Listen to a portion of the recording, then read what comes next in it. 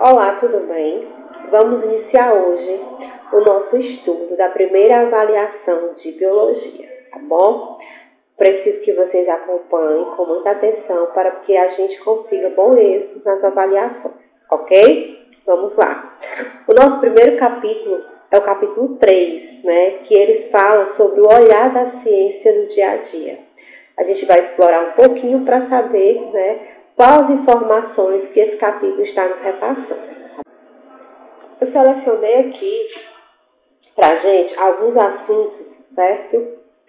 Que vamos esclarecer, né, com relação a esse capítulo nas nossas avaliações. Nosso primeiro assunto selecionado é o da página 31, que fala o seguinte: a produção, a comercialização e a rotulagem de produtos alimentícios, medicamentos, agrotóxicos, cosméticos, produtos de limpeza e outros materiais, serviços são regulamentados pela Agência Nacional de Vigilância Sanitária, Anvisa. Essa agência é como se fosse uma fiscalizadora, né, dos produtos que nos servem, que nos é servido, para saber se está tudo bem, para saber se tem algum problema com aquele alimento, né, ou com aquele medicamento, né. Ele que fiscaliza, né, os órgãos, as fábricas, para saber se ele pode ser, se aquele material pode vir a ser comercializado, tá certo? Esse capítulo nos relata um pouco com relação à rotulagem, né, as informações que vêm nesses rótulos, né, como a gente como é que eu posso dizer? Como podemos, né, estar por dentro de tudo que a gente está ingerindo, de tudo aquilo que a gente está consumindo através do rótulo. E no rótulo também vem a indicação da porção, que é essa partezinha aqui que está falando sobre o glossário, tá bom? Que diz assim: a quantidade de alimento que serve de base para os cálculos do valor energético e das quantidades de nutrientes, ou seja, se um produto apresentar no rótulo a indicação de uma porção de 20 gramas, por exemplo, todas as outras quantidades e porcentagens são calculadas em relação a 20 gramas do produto. Se o produto é de 20 gramas, todas as demais informações estarão, né, de acordo com a grama, com a pesagem desse produto, certo? Vamos agora para a página 33, que diz o seguinte: por que é importante ler o rótulo? Vamos saber disso? Ao conhecer a composição dos produtos que ingere, você estará apto a escolher uma nutrição melhor para você. Ou seja, essa tabelinha presente nos rótulos de produtos alimentícios permite-lhe a exercitar sua autonomia e cidadania, pois, ao saber a composição do produto, você não poderá dizer que emagreceu ou engordou por falta de informação nutricional. Cada um dos nutrientes que aparecem no rótulo de produtos alimentícios tem uma ou mais funções em nosso organismo, que é o que nós vamos estudar agora, certo? Carboidratos. Os carboidratos são encontrados em massas, pães, açúcares e farinhas. Em geral, possuem diversas funções no nosso organismo. E essas funções, quais são elas? As funções são energética, estrutural e reserva. Aí vamos ver cada uma delas, certo? A energética, no caso, são os principais fornecedores de energia para a célula e, portanto, para o corpo. Apesar de consumirmos vários tipos de carboidrato, como amido, a lactose, a sacarose, a frutose, etc., todos eles são metabolizados dentro do organismo e transformados em glicose. Já a estrutural, a parede celular dos vegetais é constituída de celulose, um tipo de carboidrato mais complexo, a carrapaça. Dos insetos contém quitina, substância que dá muita resistência ao corpo desses animais. Possui uma série de carboidratos, o glicocálise, à sua volta, que fazem com que as células de um tecido fiquem unidas entre si. E a reserva, sobre o que fala? Dos vegetais ao amido, que é formado por uma longa cadeia de glicose. Nos animais, há o glicogênio armazenado nos músculos e no fígado. E o glicogênio também é um polímero de glicose, porém tem uma estrutura mais compacta e ramificada. Então, essas aqui são as 3 funções, né, mais importantes com relação aos carboidratos. Repetir. O que são carboidratos? São massas, são pães, açúcares, farinha. Qual é a função, né, desses alimentos? Energética, estrutural e reserva, tá bom? Não esqueçam disso. Vamos agora para os lipídios. O que são lipídios? São óleos, né, gente? Encontrados em banhas, óleos, carnes, bacon, manteigas e ceras, exercem função muito importante no nosso corpo e, portanto, não podem deixar de fazer parte da nossa alimentação. Devemos prestar atenção à quantidade e ao tipo de lipídio ingerir. O que o lipídio ou os lipídios nos fornecem? Reserva de energia, combustível celular, componente estrutural das membranas biológicas, isolamento e proteção de órgãos, composição de hormônios. Agora vamos detalhar. No caso da reserva de energia, todo alimento em excesso são transformados em lipídios e se transformará em reserva no nosso organismo. Com relação ao combustível celular, na ausência de glicose, como fonte de energia, a célula transforma lipídio em glicose para garantir a energia necessária à sua sobrevivência. Componente estrutural das membranas biológicas, o glicolipídio e o fosfolipídio são componentes estruturais da membrana plasmática. O isolamento e proteção de órgãos. O tecido adiposo é um ótimo isolante térmico e elétrico, além de amortecer choques mecânicos no corpo de animais. E composição de hormônios, alguns hormônios são de natureza proteica, tá bom? Mas outros são de natureza lipídica, ou seja, possuem lipídios em sua composição, como os esteroides, que são formados a partir do colesterol. Agora vamos conhecer um pouco com relação às proteínas, certo? Encontradas em qualquer matéria viva, aparecem em grande quantidade no leite. Todos os derivados de carne, tá certo, gente? Não só as carnes específicas, mas os derivados também. Nas carnes e nos ovos. É talvez a primeira molécula orgânica a surgir antes do aparecimento do primeiro ser vivo. Desempenham diversas funções em nosso organismo. Quais são elas? Estrutural, hormonal, defesa, coagulação sanguínea e transporte. Agora vamos detalhar cada uma. A estrutural participa da estrutura de tecidos, como colágeno, actina, tá bom? A queratina, por aí vai. O hormonal, para ocorrer a produção de vários hormônios em nosso organismo, há necessidade de algumas proteínas, como é o caso da insulina. Na parte da defesa, o nosso sistema imunológico precisa de uma série de proteínas para produzir os anticorpos. E as células que nos protegem contra a entrada de invasores. Coagulação sanguínea. Para ocorrer a coagulação sanguínea, a formação da casquinha, quando a gente se fere, né? Quando a gente se arranha no machucado, interrupção do fluxo de sangue. A necessidade de algumas proteínas especiais, que sofrem transformações e originam uma barreira no vaso sanguíneo lesado, impedindo que o sangue continue escorrendo. E o transporte, a hemoglobina é um tipo de proteína encontrada no sangue de todos os vertebrados e de alguns invertebrados. É a proteína responsável pelo transporte de oxigênio no sangue e nos órgãos respiratórios, até as células. Vamos nos concentrarmos principalmente com relação à coagulação sanguínea, tá certo?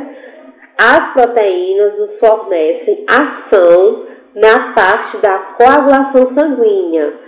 Para ocorrer a coagulação sanguínea, formação da casquinha no machucado, interrupção do fluxo de sangue, há necessidade de algumas proteínas específicas que nós encontramos na parte da carne e derivados de carne, tá certo? Que sofrem transformações e originam uma barreira no vaso sanguíneo lesado. Não esqueçam disso. Vamos agora falar um pouco em relação às pirâmides alimentares, da forma de como nós somos ou devemos ser orientados com relação à nossa alimentação, tá bom?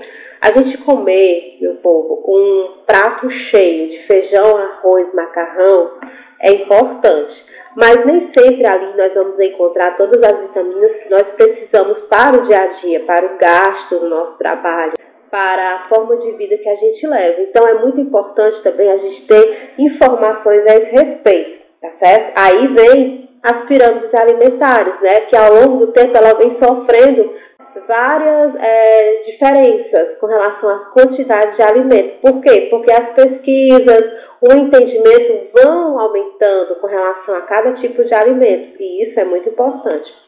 No livro de vocês diz mais ou menos assim: as pirâmides nutricionais elaboradas inicialmente como embasamento científico, que são aquelas lá do decorrer de 1990, não continuam mais as mesmas, certo? Essas pirâmides sofreram e continuam sofrendo modificações, como eu falei para vocês, causadas principalmente pelas dietas de emagrecimento.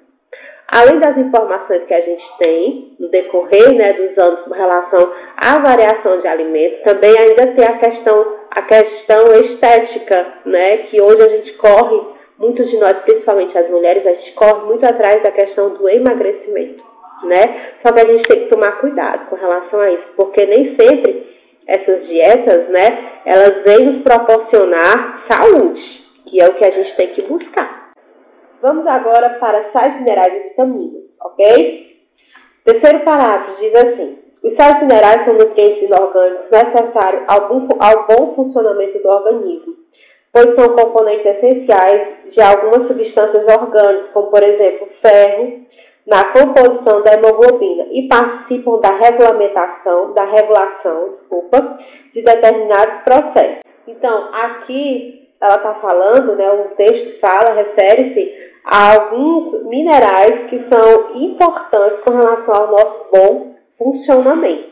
Atuam de várias maneiras no organismo. Quem atua, os sais minerais e as vitaminas, tá certo? Participam direta ou indiretamente na formação dos ossos e dentes, na manutenção do equilíbrio de lipídios e substâncias do corpo, no controle dos batimentos cardíacos e impulsos nervosos, além de auxiliar as vitaminas e enzimas na realização de processos, como a formação de glicogênio pela glicose, das gorduras pelos ácidos graxos e de glicerol e das proteínas pelos aminoácidos. Aí aqui abaixo nós temos algumas informações com relação a essa necessidade, né, de microminerais e macrominerais, tá certo? E dando continuidade, vamos para as vitaminas, ok?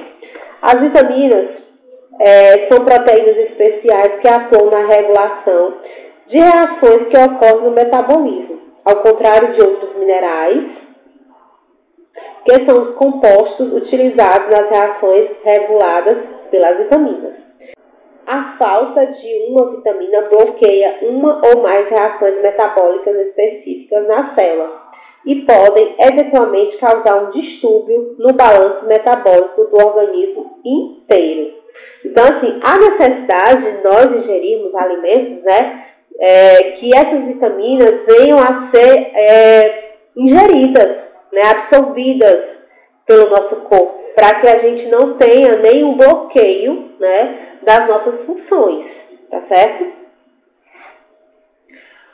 Não basta ter na alimentação uma dieta rica em cálcio para ter ossos saudáveis. É necessário que a vitamina D também esteja incluída nessa dieta. É ela que promove o transporte e a incorporação desse mineral nos ossos. Uma dieta rica em cálcio e pobre em vitamina D pode levar uma pessoa a ter ossos tão frágeis quanto se não tivesse ingerido o cálcio. Então, assim, para que venhamos absorver algumas vitaminas, necessitamos de outras.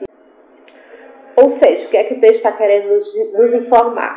Que para a gente ter a absorção de certas vitaminas, necessitamos de outras vitaminas para que essa absorção realmente seja adequada, né, ao nosso sistema corporal, ao nosso metabolismo. Vamos aqui explorar algumas das vitaminas. Por exemplo, a vitamina A desencadeia o processo de conversão dos alimentos em glicose, ou seja, ajuda a produzir o nosso combustível, né? Então, a gente pode ver que ela é bastante essencial, né, ao nosso organismo. Bom, daqui, vamos lá para a vitamina C, ok? Qual a importância da vitamina C?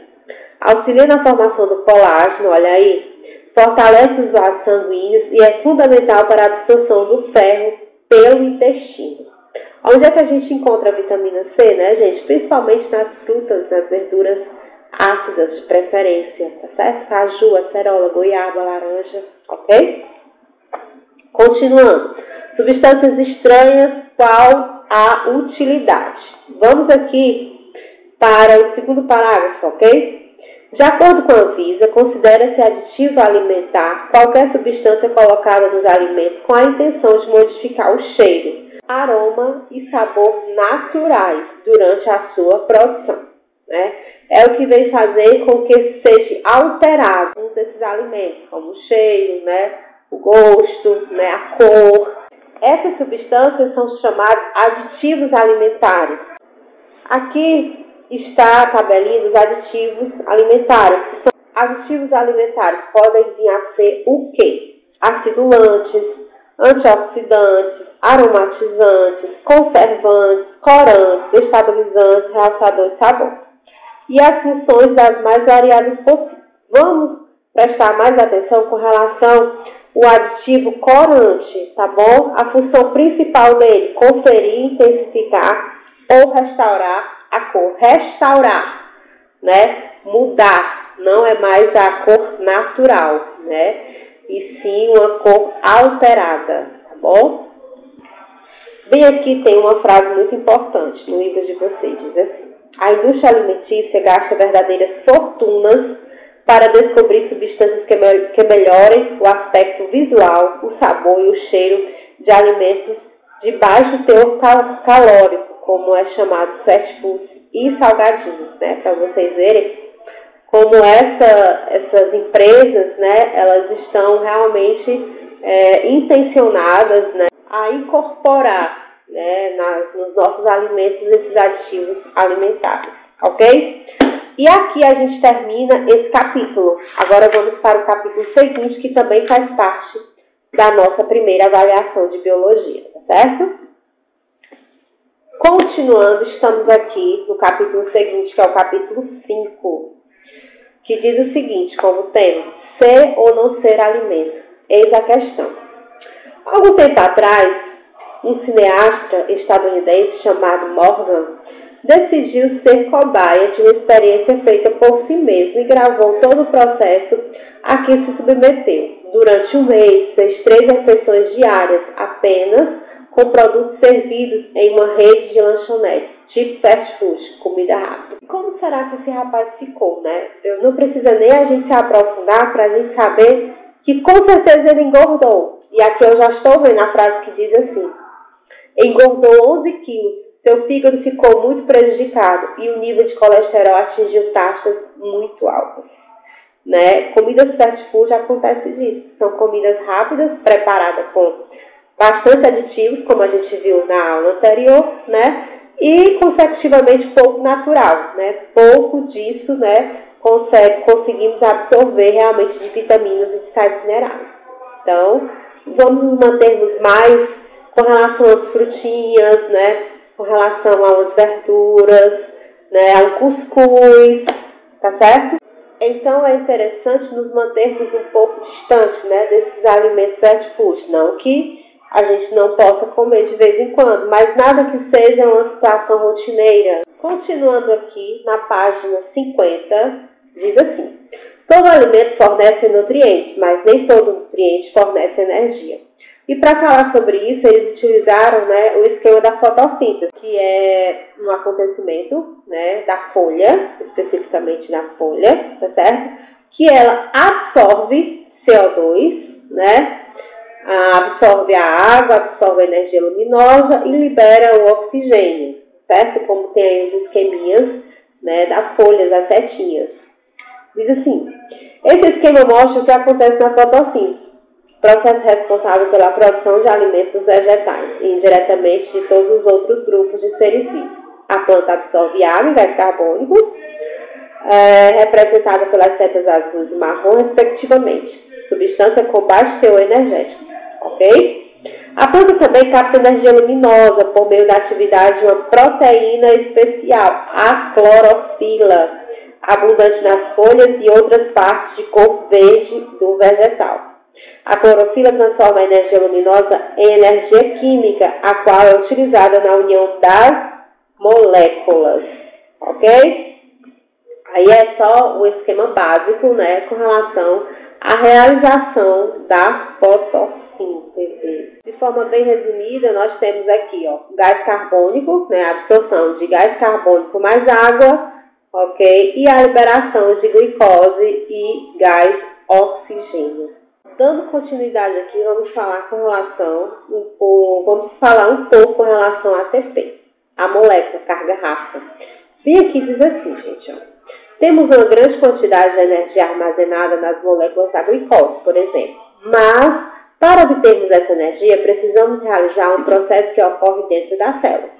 A respiração celular, que é responsável pela quebra da molécula de glicose, com o auxílio do gás oxigênio e da liberação de gás carbônico e energia.